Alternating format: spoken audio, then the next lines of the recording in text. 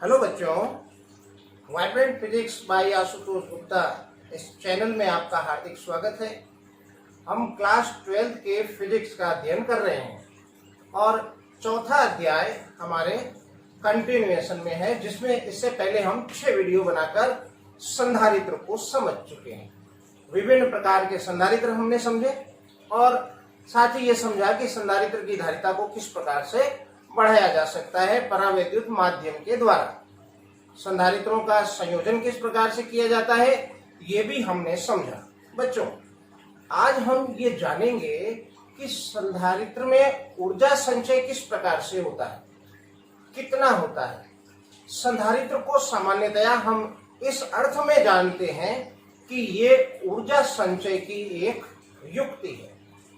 तो किस प्रकार से ऊर्जा संचय करती है इसी का हम अध्ययन करेंगे आज के इस टॉपिक में, जो है संधारित्र में संचित ऊर्जा।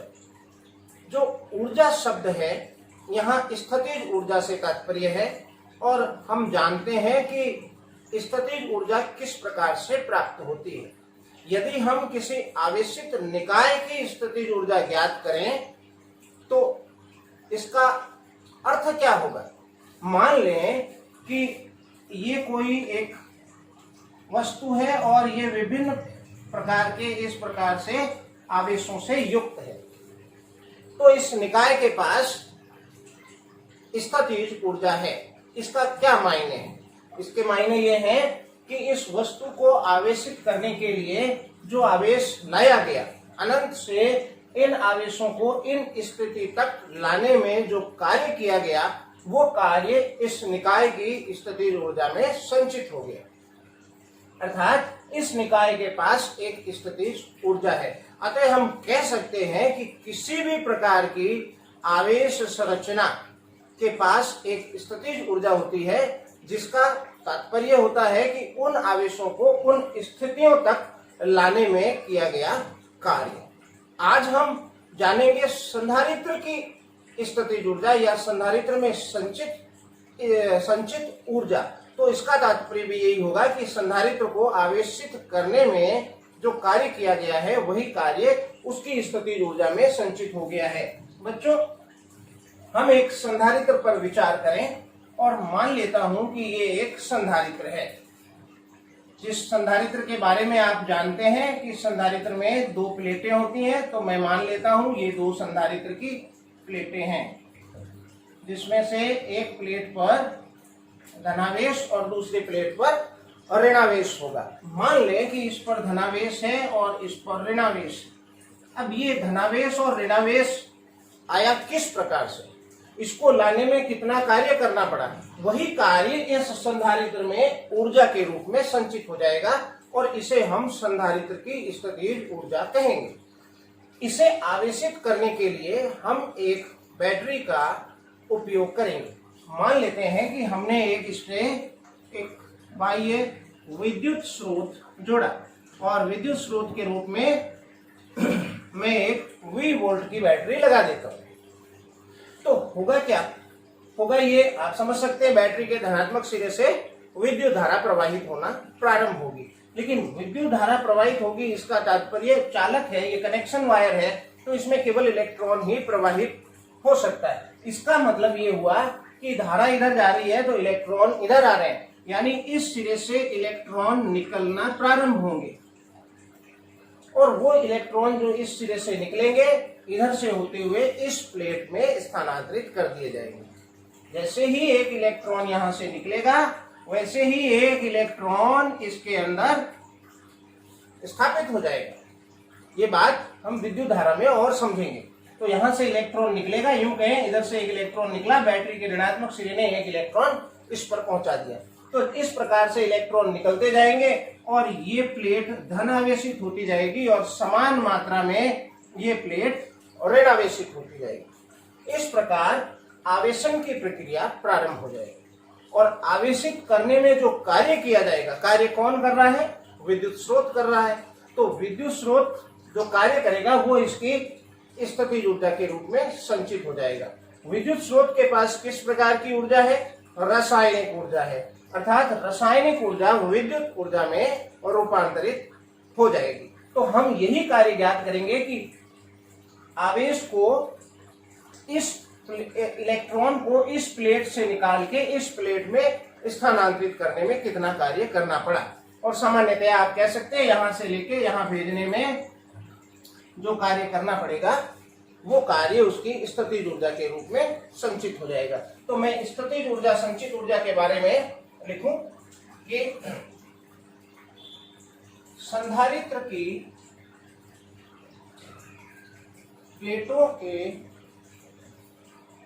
प्लेटों को आवेशित करने में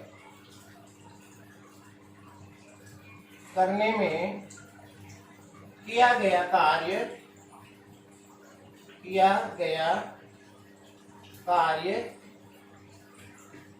संधारित्र में स्थितिज ऊर्जा के रूप में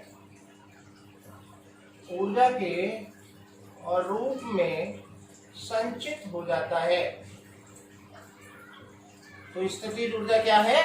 आवेशित करने में किया गया कार्य हो जाता है। यदि किसी संधारित्र की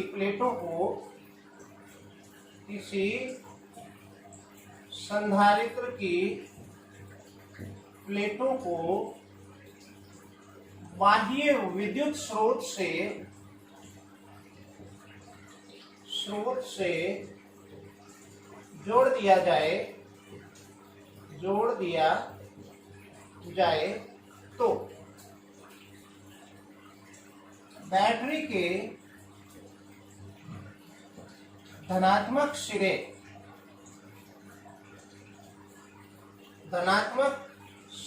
द्वारा इलेक्ट्रॉन बाहर निकाला जाता है। इलेक्ट्रॉन एक प्लेट से बाहर निकाला जाता है, एक प्लेट से निकाला जाता है तथा और ऋणात्मक सिरे द्वारा दूसरी प्लेट पर स्थानांतरित किया जाता है। इस प्रकार स्रोत द्वारा, कौन सा स्रोत? विद्युत स्रोत द्वारा आवेश को या इलेक्ट्रॉन को, मैं आवेश ही लिख दूं, आवेश को एक प्लेट से दूसरी प्लेट तक स्थानांतरित करने में किया गया कार्य संधारित्र की स्थितिज ऊर्जा या संचित ऊर्जा कहलाता है। बच्चों, आप जानते हैं कि स्रोत के पास रासायनिक प्रक्रिया है, रासायनिक ऊर्जा है। तो इस प्रक्रिया में स्रोत की रासायनिक ऊर्जा विद्युत ऊर्जा में रूपांतरित होती है। विद्युत ऊर्जा में बच्चों और रूपांतरित होती है। तो इस प्रकार से आपने समझा कि आवेशों को एक प्लेट से दूसरी प्लेट तक स्थानांतरित करने में जो कार्य किया जाएगा वो कार्य इसकी ऊर्जा में संचित हो जाएगा। अब कितनी ऊर्जा इस पर संचित होगी, ऊर्जा के कंसेप्ट को जाना। अब आप समझें कि कितनी वैल्यू होगी उस ऊर्जा की, तो हम समझेंगे, आप इसको नोट करें।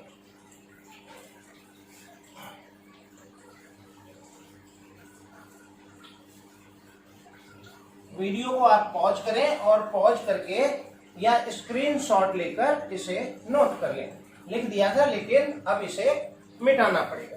तो मान लेते हैं कि पहले इस पर कोई आवेश नहीं था। माना t बराबर 0 पर संधारित्र अनावेशित है तथा इसे q आवेश से आवेशित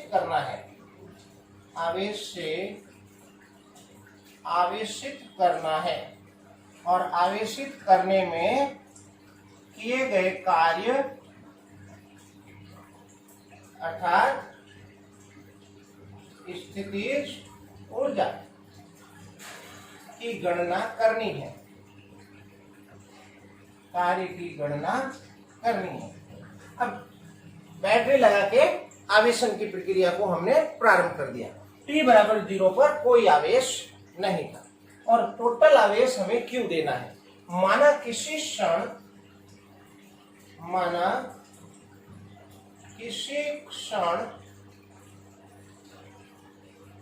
प्लेटों पर आवेश स्मॉल q आ जाता है, स्मॉल q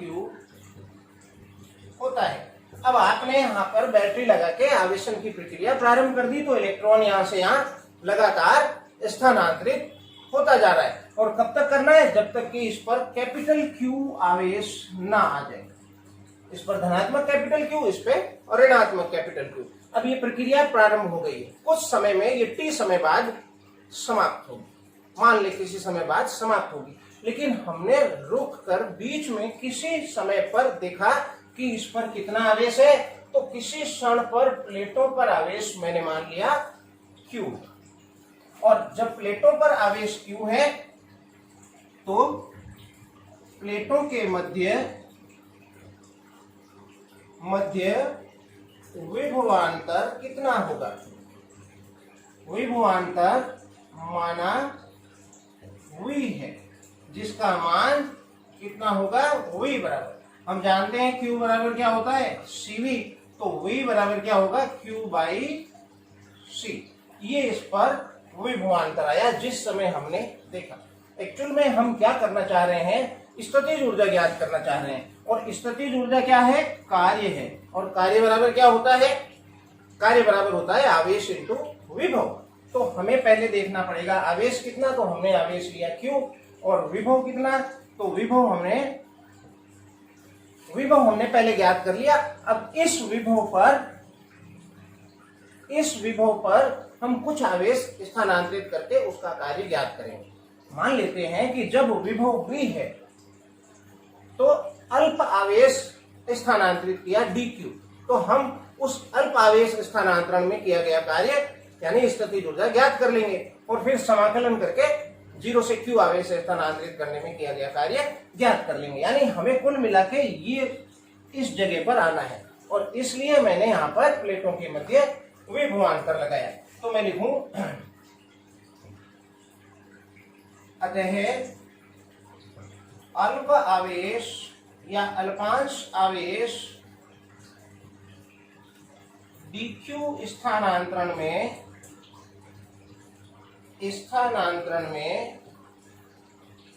किया गया कार्य। तो कार्य चूंकि अल्प आवेश में है तो कार्य को भी मैं d लगा के व्यक्त करूंगा, और कार्य बराबर क्या होगा? आवेश इंटू विभव। तो विभव है V इंटू आवेश है dq। अब मैं यहाँ पर V की वैल्यू रख दूं तो कार्य हो गया Q by C and dq। इस अल्प आवेश या अल्पांश आवेश स्थानांतरण में इतना कार्य करना पड़ेगा, लेकिन हमारा टारगेट है Q आवेश स्थानांतरण में, जबकि पहले कितना आवेश था? पहले 0 आवेश था। तो समाकलन का प्रयोग करूंगा, मैं लिखूं अतः संधारित्र को Q बराबर 0 से कैपिटल Q आवेश तक आवेशित करने में किया गया कुल कार्य। तो कुल कार्य क्या हो जाएगा बच्चों? कुल कार्य के लिए हम समाकलन का प्रयोग करेंगे सीमाएं लगा के। तो कुल कार्य W बराबर समाकलन 0 to Q, और इसका समाकलन कर देंगे तो कुल कार्य आ जाएगा Q by C and dQ। बच्चों संधारित्र जो है उसकी धारिता कांस्टेंट है, क्योंकि ना तो हम उसके प्लेटों के क्षेत्रफल को बदल रहे हैं, ना प्लेटों के मध्य की दूरी को परिवर्तित कर रहे हैं, और ना ही कोई परावैद्युत पदार्थ अलग से भर रहे हैं। हमारा उद्देश्य केवल संधारित्र की स्थितिज ऊर्जा ज्ञात करना है, इसलिए धारिता कांस्टेंट है। तो कांस्टेंट है तो इसलिए हम क्या करेंगे, समाकलन से इसको बाहर ले आएंगे। Q dQ x dx जैसा है, और x dx का समाकलन आप जानते हैं, एक घात बढ़ जाती है वही घात नीचे आ जाती है। तो घात अभी कितनी है, 1, तो Q की घात 2 हो जाएगी, वही नीचे आ जाएगी। तो W बराबर हो गया 1/c Q स्क्वायर बाई 2। समाकलन किया, आप पिछले वीडियो देख चुके हैं तो समझ गए, समाकलन करते ही समाकलन का निशान dq हट गया, लेकिन सीमाएं कहीं नहीं जाती, और इस तरह से अपर लिमिट और लोअर लिमिट बनी रहती है। और जाती कैसे है, upper limit minus lower limit से, क्योंकि लोअर लिमिट 0 है इसलिए उसका कोई असर नहीं होगा। तो ये बन गया 1/c Q square by 2 minus 0। तो W बराबर Q स्क्वायर बाई 2c। यही कार्य संधारित्र की स्थितिज ऊर्जा में संचित हो जाता है, संचित हो जाता है। अतः क्या लिखेंगे हम, अतः U बराबर स्थितिज ऊर्जा को हम U से लिख रहे हैं Q स्क्वायर बाई 2c। ये स्थितिज ऊर्जा का हमने व्यंजक ज्ञात कर लिया। इसमें आपने देखा कि स्थितिज ऊर्जा उतनी ही अधिक होगी जितना आवेश अधिक होगा, क्योंकि जितना आवेश हम स्थानांतरित करते जाएंगे उतना ही कार्य बढ़ता जाएगा। इसलिए आवेश के अधिक होने पर स्थितिज ऊर्जा अधिक होगी, और धारिता के अधिक होने पर स्थितिज ऊर्जा कम होगी। ये इसके साथ व्युत्क्रम संबंध है। आप इसे नोट करें, स्क्रीनशॉट ले लें या वीडियो को पॉज कर लें। अब बच्चों इसी सूत्र के हम कई और रूप भी दिखा सकते हैं, जिसे हम यहाँ देखेंगे। बच्चों तो U बराबर आपको मिला Q स्क्वायर बाई 2c। हम जानते हैं, क्या जानते हैं कि Q बराबर CV होता है। जब हमने इसको Q आवेश से आवेशित कर दिया तो इसकी प्लेटों के मध्य जो विभवांतर है वो V है। पहले वाला V जो था वो अलग था, वो अलग आवेश स्मॉल q आवेश के लिए हमने V डिनोट किया था, लेकिन अब हम यहाँ जो V ले रहे हैं उस V को तब ले रहे हैं जब आवेश Q है। तो अतः U बराबर हाफ CV, Q की वैल्यू रख दी, और C, तो ये U बराबर बन गया हाफ CV स्क्वायर। तो ये इसका दूसरा फॉर्म है, ये पहला फॉर्म है। इसी प्रकार हम इसको ऐसे भी लिख सकते हैं, या U बराबर हाफ CV इंटू V, और फिर CV को मैं Q लिख दूंगा, तो स्थितिज ऊर्जा आ गई हाफ QV। ये इसकी तीसरा रूप है।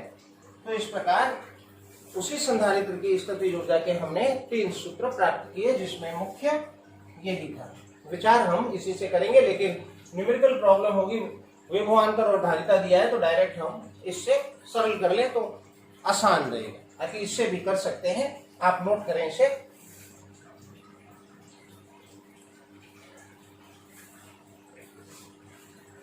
अब आगे बढ़ें और एक प्रश्न पर हम विचार करें, और प्रश्न ये है कि अब संधारित्र में स्थितिज ऊर्जा संचित है, तो वो स्थितिज ऊर्जा है कहाँ, किस स्थान पर संचित है? क्या प्लेटों पर है? प्लेटों पर तो आवेश है, तो क्या आवेश ही ऊर्जा है? आवेश तो ऊर्जा नहीं है, क्योंकि आवेश को स्थानांतरित करने में जो इसके द्वारा कार्य किया गया है वो कार्य स्थितिज ऊर्जा है। तो वो ऊर्जा है कहाँ? तो ऐसा एक प्रश्न बन सकता है। प्रश्न मैं बाद में लिखूंगा, सिद्ध कीजिए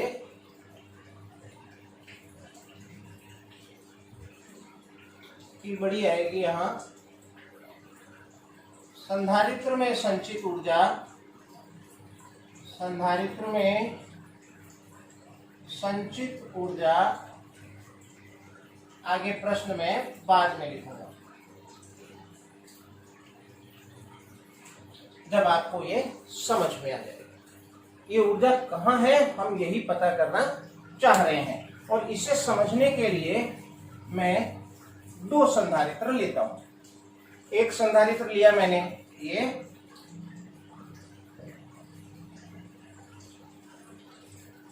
जिसके बीच की दूरी है d, और एक संधारित्र लिया मैंने ये,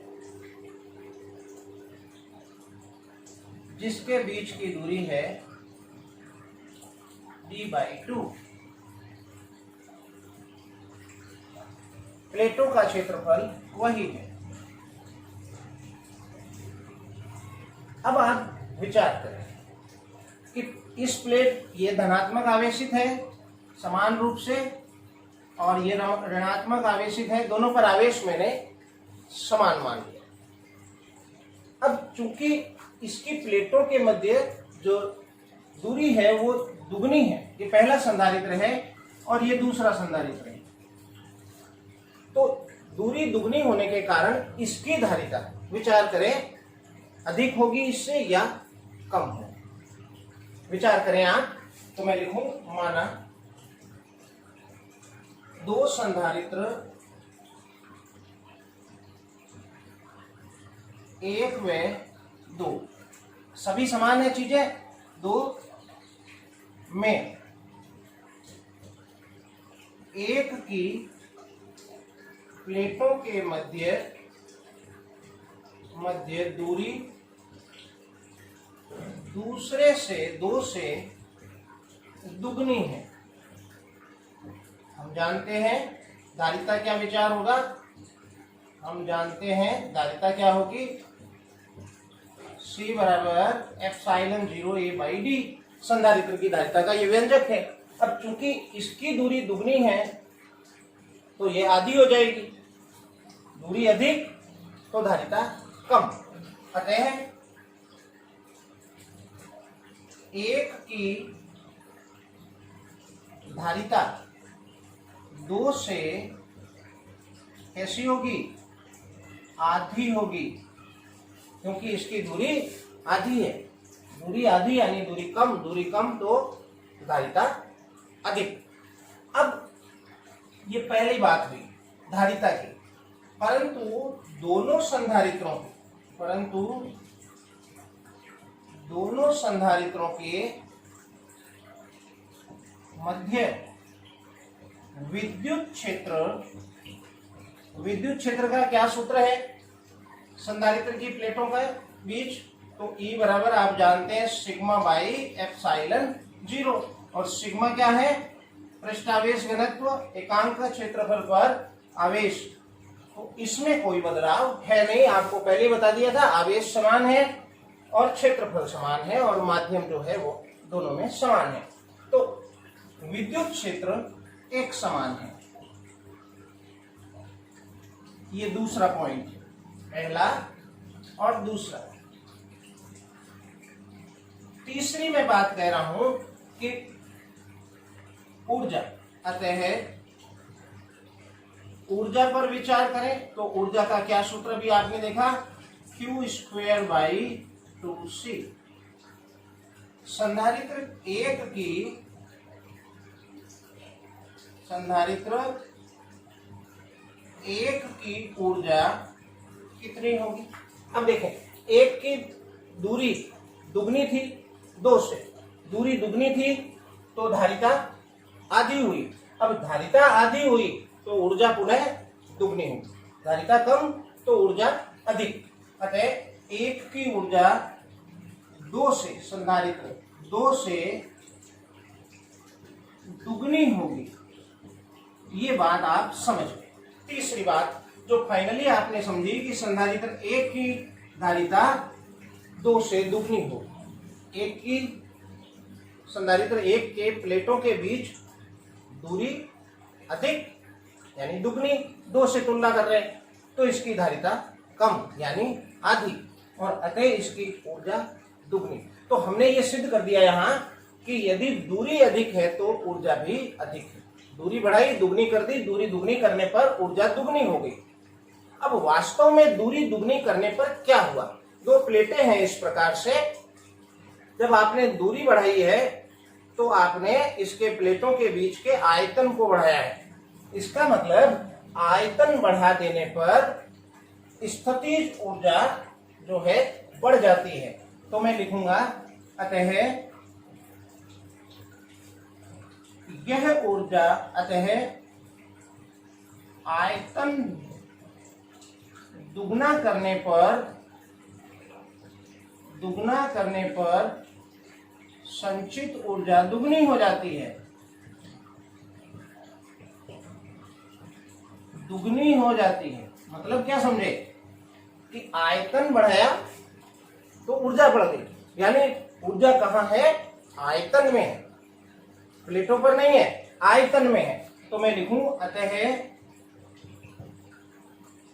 संचित, अतः जो ऊर्जा है या स्थितिज ऊर्जा है प्लेटों के मध्य आयतन में निहित है।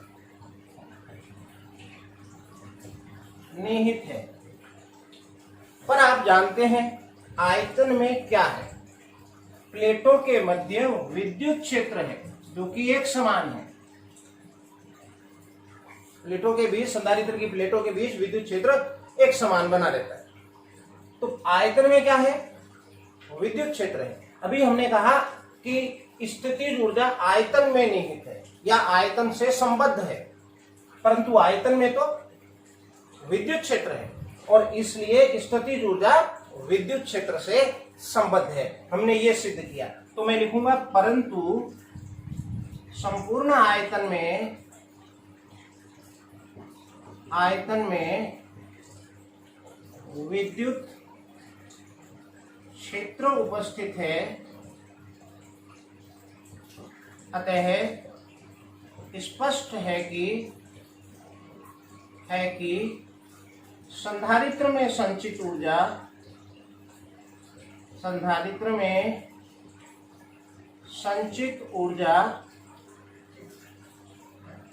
प्लेटों के मध्य विद्युत क्षेत्र से संबद्ध होती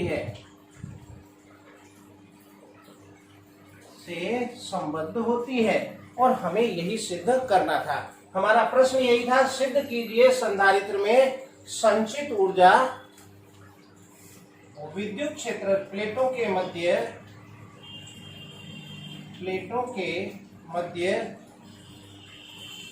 विद्युत क्षेत्र से संबद्ध है। संबद्ध का मतलब संबंध नहीं है, रिलेशन नहीं है। संबद्ध है मतलब उससे जुड़ी हुई है, यानी विद्युत क्षेत्र है तभी इसके मध्य ऊर्जा है। विद्युत क्षेत्र है तो आवेशों पर बल है, बल है तो कार्य है, कार्य है तो स्थितिज ऊर्जा। इसलिए जो स्थितिज ऊर्जा है वो विद्युत क्षेत्र के कारण है, यानी विद्युत क्षेत्र से संबद्ध है। ये प्रश्न पूछा जाता है, इसलिए आप इसको नोट करें, इसी के कंटिन्यूएशन में है। स्क्रीनशॉट ले लें या फिर आप वीडियो को पॉज कर लें। काफी रोचक प्रश्न था, आपको आनंद आया होगा समझ के। और अब हम चलते हैं अगले टॉपिक की ओर कि संधारित्र की प्लेटों, समांतर प्लेट संधारित्र का ऊर्जा घनत्व। समांतर प्लेट संधारित्र का ऊर्जा घनत्व, एनर्जी डेंसिटी। अब ये जो घनत्व शब्द जब भी आता है ना, द्रव्यमान घनत्व यानी एकांक आयतन का द्रव्यमान। तो घनत्व शब्द जब भी आता है तो लगभग हम एकांक आयतन के लिए उस भौतिक राशि की बात करते हैं। तो यहाँ किसके साथ है? ऊर्जा के साथ, यानी एकांक आयतन की हम ऊर्जा ज्ञात करेंगे। हम जानते हैं कि संधारित्र की जो प्लेटें हैं उस प्लेटों, मान लीजिए ये आवेशित हैं, तो आवेशित होने के कारण बच्चों इसके पास स्थितिज ऊर्जा है। हमारी रुचि इस बात में कम होती है कि स्थितिज ऊर्जा इसमें कितनी है, बल्कि इसमें ज्यादा होती है कि उसके एकांक आयतन में स्थितिज ऊर्जा कितनी है। तो यही हम यहाँ ज्ञात करने की कोशिश करेंगे। तो मैं लिखूं कि माना किसी संधारित्र की प्लेटों का क्षेत्रफल कैपिटल ए व मध्य दूरी स्मॉल डी है तथा हवा या निर्वात भरा है, वो हम नहीं लिख रहे हैं, तथा आवेश, संधारित्र का आवेश कैपिटल क्यू है। हम जानते हैं संधारित्र की धारिता क्या होगी? संधारित्र की, चूंकि समांतर प्लेट संधारित्र है, संधारित्र कौन सा लिया आपने? तो यहां मैं लिख देता हूं समांतर प्लेट की धारिता क्या होगी? C बराबर ε0 A/d। ये इसकी धारिता है, ये हमने ज्ञात कर लिया। बच्चों हम ये भी जानते हैं कि स्थितिज ऊर्जा कितनी होती है, हम पढ़ चुके हैं। हमारा फोकस इस पे रहेगा Q²/2C पर। हम स्थितिज ऊर्जा ज्ञात करेंगे एकांक आयतन की, तो मैं ऊर्जा ज्ञात करके आयतन का उसमें भाग लगा दूंगा तो एकांक आयतन की ऊर्जा आ जाएगी। उसके लिए मुझे क्या लेना है? Q लेना है और C लेना है। तो संधारित्र की, समांतर प्लेट संधारित्र की धारिता आपने C ये ले ली। अब आवेश लेता हूं, किस तरह से ज्ञात करता हूं? हर डेरिवेशन में एक रिजल्ट प्राप्त करना होता है, उसी अनुसार हम डेरिवेशन को आगे बढ़ाते हैं। उसके तरीके और भी हो सकते हैं, लेकिन हम इसी तरह से चल रहे हैं। तो बच्चों हम एक बात और जानते हैं, हम जानते हैं प्लेटों के मध्य विद्युत क्षेत्र कितना है? मध्य विद्युत क्षेत्र कितना है? E बराबर σ/ε0, और सिग्मा आपको बताया क्या है? एकांक क्षेत्रफल पर आवेश यानी पृष्ठ आवेश घनत्व। और यहां से हम Q निकाल लेंगे, तो क्रॉस मल्टीप्लाई करेंगे तो Q बराबर आएगा E/ε0, और इसको मैं इक्वेशन नंबर 2 दे देता। अतः संधारित्र की धारिता, कौन से संधारित्र? समांतर प्लेट संधारित्र की धारिता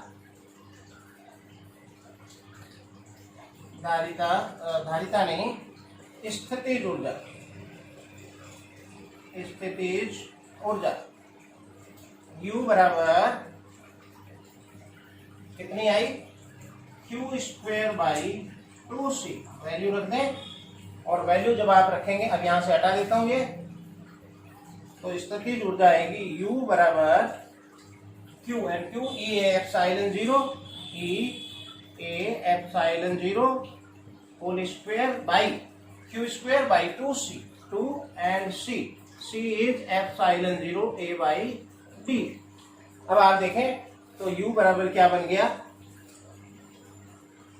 1/2 as it is, E and E square, A square आएगा, लेकिन एक A से एक A कट जाएगा, ε0 स्क्वायर, एक ε0 भी कट जाएगा, और दोनों कट गए, अपॉन में D है तो D आ गया ऊपर। और इसको मैं ऐसे लिखूं, आप कहें तो ½ ε0 A square into AD। AD को मैंने अलग कर दिया। क्या है AD? A तो है प्लेटों के बीच का क्षेत्रफल, और D है इसके बीच की दूरी, यानी AD जो हुआ वो आयतन बन गया, आयतन बन गया। एक आप देखें कि अगर ये बेलन होता तो क्या बनता?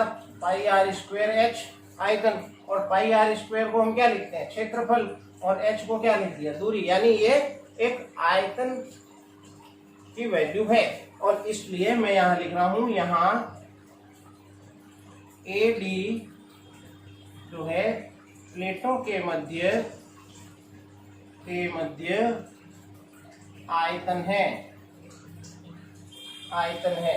तो इसको लिख सकते हैं U बराबर 1/2 epsilon 0 E square into V।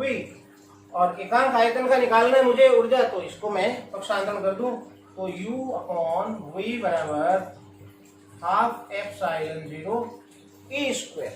बच्चों, और इसको मैं क्या कह रहा हूं, एकांक आयतन की ऊर्जा यानी ऊर्जा घनत्व। तो लिखूं यहां U by V, capital U है, ऊर्जा घनत्व है, और इस ऊर्जा घनत्व को आप कहें तो मैं स्मॉल u से रिप्रेजेंट कर दूं। अब कहीं कहीं अगर u कैपिटल की जगह स्मॉल हो गया है तो आप उसको कैपिटल रख लें। तो यहां बन गया u बराबर हाफ एप्सिलॉन 0 E स्क्वायर। ये इसकी ऊर्जा का व्यंजक है। बच्चों, नोट करें इसे। अब आप विचार करें कि ये जो ऊर्जा घनत्व है या एकांक आयतन की ऊर्जा है, ये हमें समांतर प्लेट संधारित्र के लिए ज्ञात थी, परंतु ये सभी प्रकार के संधारित्रों के लिए सत्य है। पहला पॉइंट। दूसरा पॉइंट, यहां U में जो मुख्य कार्य है वो है विद्युत क्षेत्र का। अब चूंकि समांतर प्लेट संधारित्र जब हम लेते हैं तो समांतर प्लेट संधारित्र के मध्य विद्युत क्षेत्र एक समान बना रहता है, इसलिए ऊर्जा घनत्व भी एक समान होता है। परंतु अगर आप कोई अन्य संधारित्र लेंगे तो हो सकता है उसके बीच में विद्युत क्षेत्र एक समान न हो। यदि ऐसी स्थिति है कि विद्युत क्षेत्र असमान है, अब आपने पहले ये समझ लिया कि जो स्थितिज ऊर्जा है या यहाँ ऊर्जा घनत्व कह रहे हैं, ये विद्युत क्षेत्र से संबद्ध है। विद्युत क्षेत्र एक समान तो ऊर्जा भी एक समान, यानी ऊर्जा घनत्व भी एक समान।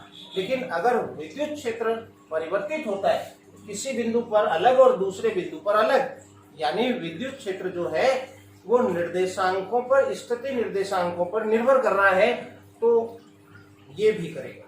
ये मतलब जो ऊर्जा घनत्व है वो भी निर्देशांकों का फलन होगा, यानी स्थिति पर निर्भर करेगा। तो ये जो अंतिम पॉइंट है ये आप लिख लें कि यदि आप नोट करें, मैं लिख देता हूं।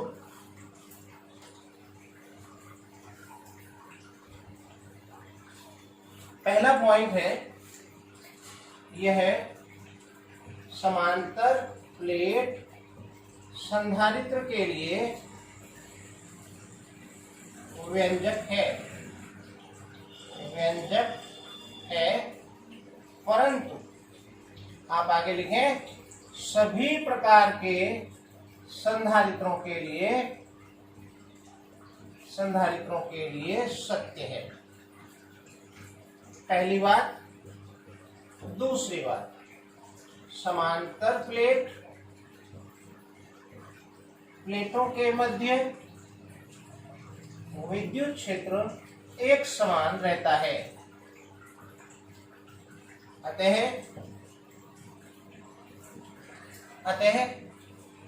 ऊर्जा घनत्व भी नियत रहेगा।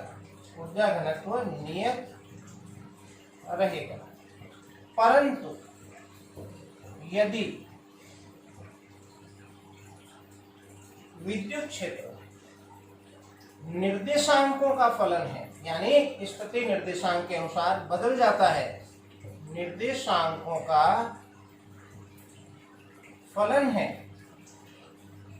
तो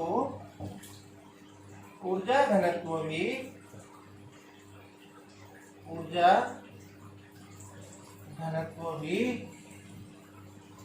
निर्देशांकों का फलन होगा। बच्चों, नोट करें।